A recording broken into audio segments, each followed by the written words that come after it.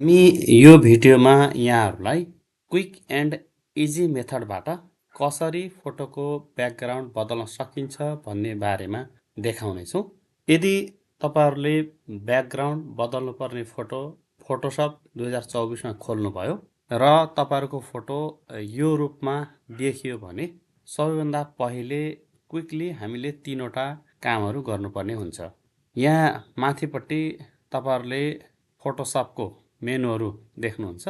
ती मेनुमध्ये विन्डोज मेनुमा गएर हामीले 3टा कुराहरू राइट साइडमा सो गर्नुपर्ने हुन्छ।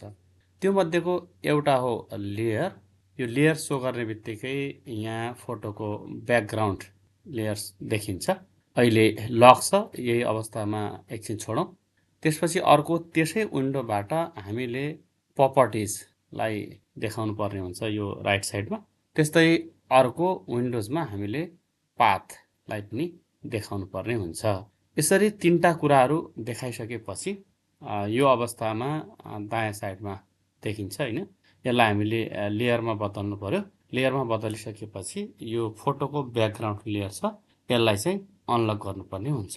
यो अनलक गरिसकेपछि यो प्रपर्टिज टुलभित्र यहाँ हामीले यसलाई तलमाथि गरेर पनि गर्न सक्छौँ। अहिलेलाई यहाँ तलमाथि गर्नुपर्ने अवस्था छैन, किनभने यो हामीले थोरै टुल्सहरू यसमा ओपन गरेका छौँ।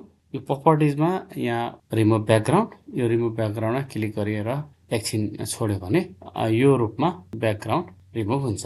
एकछिन यसलाई फेरि हेरौँ। मैले अन्डु गरेँ। अहिले यो ब्याकग्राउन्ड छ, व्हाइट छ हैन, व्हाइट ब्याकग्राउन्ड छ। अब यो प्रपर्टीमा भएको जुन क्विक एक्सन, यो कहिलेकाहीँ हाइड भएको पनि हुनसक्छ। यसरी क्विक एक्सन यहाँ हामीले क्लिक गरेर यसलाई सो गर्न सक्छौँ।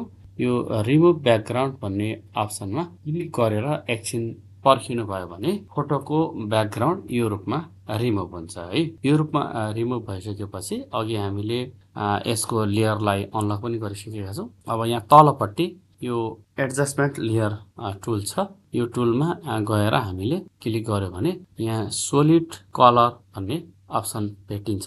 यो सोलिड कलर अप्सनमा क्लिक गर्यो भने हामीलाई ब्याकग्राउन्ड कलर छान्ने अप्सनहरू भेटिन्छ। यहाँ कस्तो खालको ब्याकग्राउन्ड राख्ने हो, यहाँबाट हामी सजिलै कलरलाई छान्न सक्छौँ। एकछिनका लागि हामीले यसमा रातो राखेका छौँ।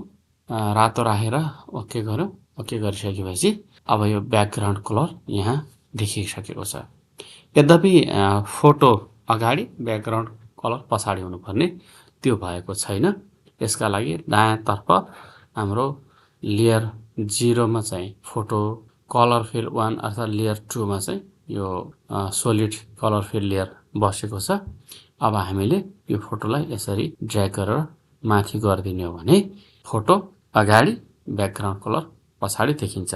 यसरी क्विक एन्ड इजी तरिकाबाट हामी फोटोसप 2024मा पहिले भइरहेको फोटोको ब्याकग्राउन्ड सजिलै बदल्न सक्छौँ।